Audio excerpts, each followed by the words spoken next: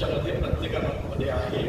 आणि म्हणून माझे मित्र अरविंद भुजबळ असे म्हणायचे की कळीने फाटत जावे तसे खरोखर फाटत असतो कवी. कळीने फाटत जावे तसे खरोखर फाटत असतो कवी. जगाच्या जखमेसाठी मलम खरोखरी वाटत असतो कवी. आज तुम्ही जी प्रत्येक कविता या ठिकाणी घेऊन आलाय, मला ऐकायची, मी जाती नाही, मी समोर बसून तुमची प्रत्येकाची कविता ऐकेल. माझा आजपर्यंतचा इतिहास आहे, मी कुणी असो जो व्यासपीठावरचा, तरी मी कवी संमेलन ज्या वेळेला असतं, मी प्रत्येक कवीची कविता ऐकल्याशिवाय मी कधीही जात नाही. आणि मला असं वाटतं की हाच संस्कार आपण प्रत्येकाने घ्यावा.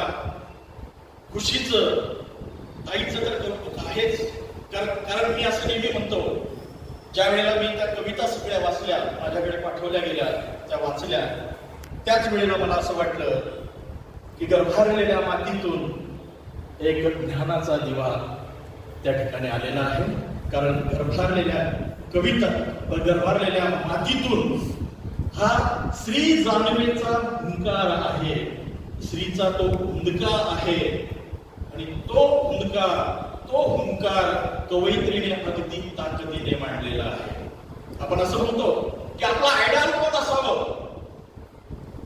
कधी कधी आपले शिक्षक असतात, आई वडील असतात, किंवा आपल्याला जो आवडणारी व्यक्ती आहे ती आपल्यासाठी आयडॉल होते, आपण त्याच्याकडनं प्रेरणा घेतो.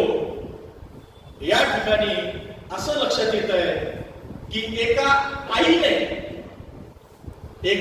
आईने आपल्या मुलीकडनं प्रेरणा घेतलेली आहे. ही सगळ्यात मोठी गोष्ट आहे.